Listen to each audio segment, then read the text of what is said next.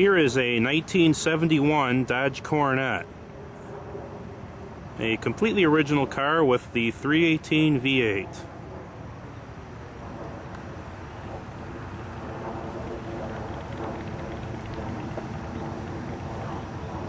The name of this color is called dark green iridescent.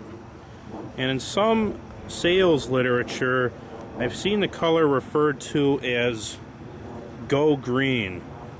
But either way, it's your typical 70s, 60s avocado green.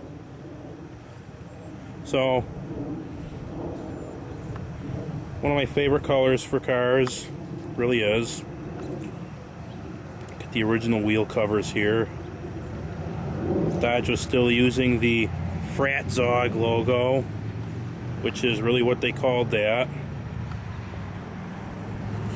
They used that from, if I'm not mistaken, between 62 and 76 Dodge models. Which was just kind of the name was derived because nobody at Chrysler knew what to call the thing, so they called it a Frat Zog as a joke, and the name stuck.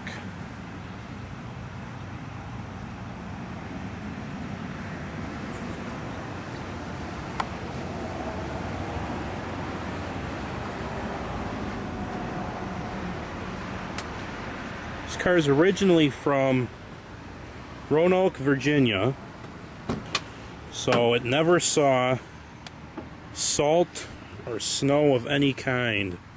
This is a true survivor. These are the kind of cars that I enjoy having. Cars that did not see any of that stuff. So as you can see, the doors are nice and clean down there.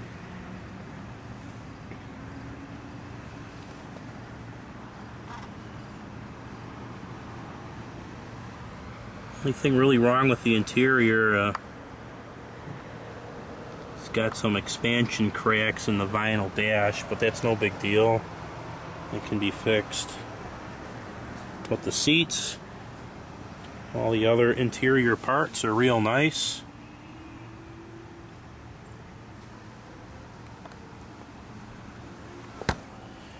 Yes, it has the shoulder restraint seat belt.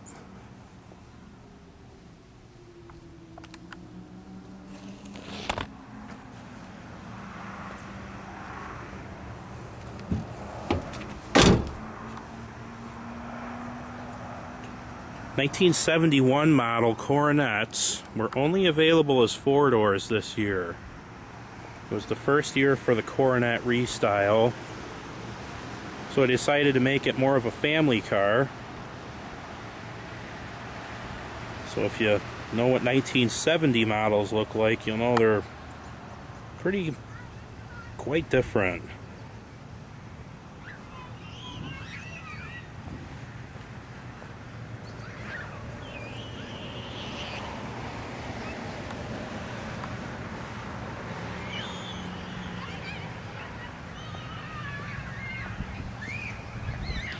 We got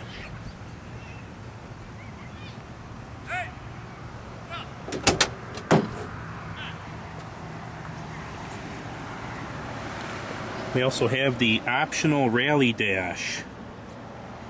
And the rally dash, all that basically was the dashboard with full instrumentation. It was a little more sporty. You got round, you got a round speedometer.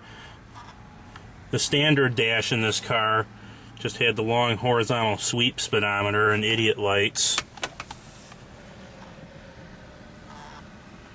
But it does have a factory AM radio, which is the very first thing I had to fix when I got the car. Had an open transistor in the front end. Radio wasn't receiving anything. If I remember right, I put in a new NTE 107 and it fixed it. So we'll check out the engine here.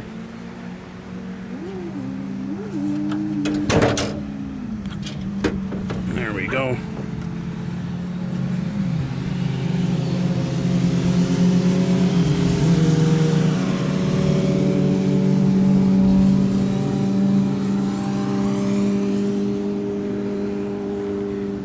This engine's basically totally original.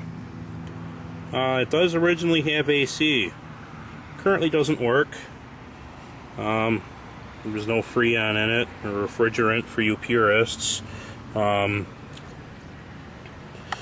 Which is good because the low pressure cutout switch works, preventing the compressor from going on if I try to turn it on.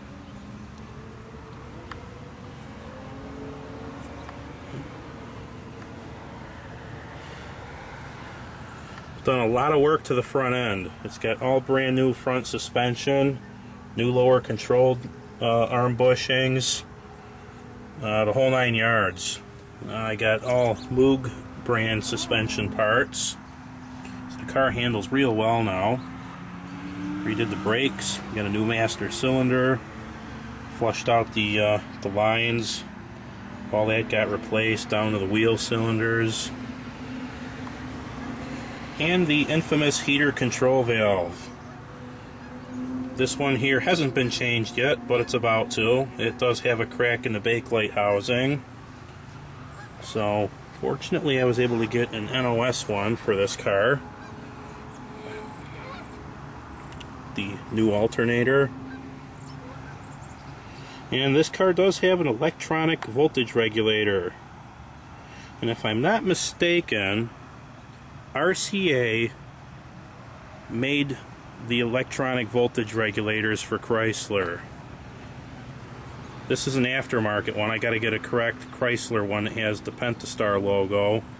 But I think it has an EIA 274 stamp on it, which means they were made by RCA.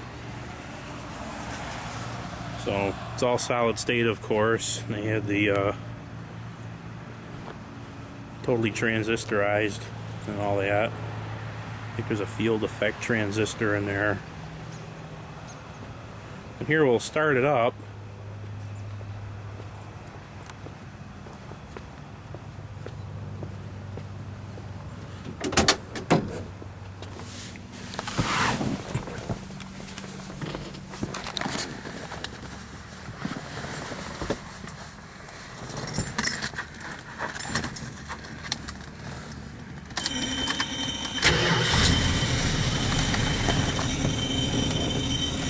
Gotta love the sound of the Mopar starters.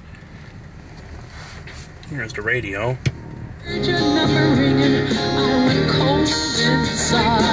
going to be great. It's going to be a fundraiser out there. We're going to have Raph. When they had Ramirez back, very good today. We believe us. No, it's not my fault. I did my best. God knows this heart of mine. Kind of more of a period correct tune for the car. AM only, of course.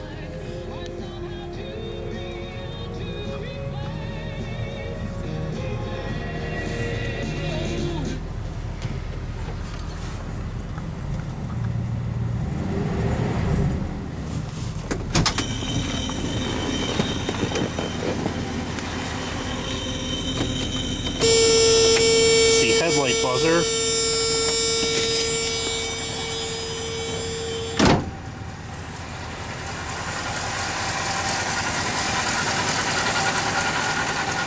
We are.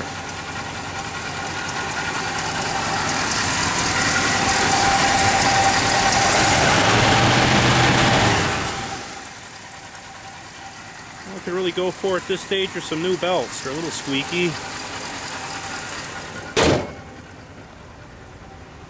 You can see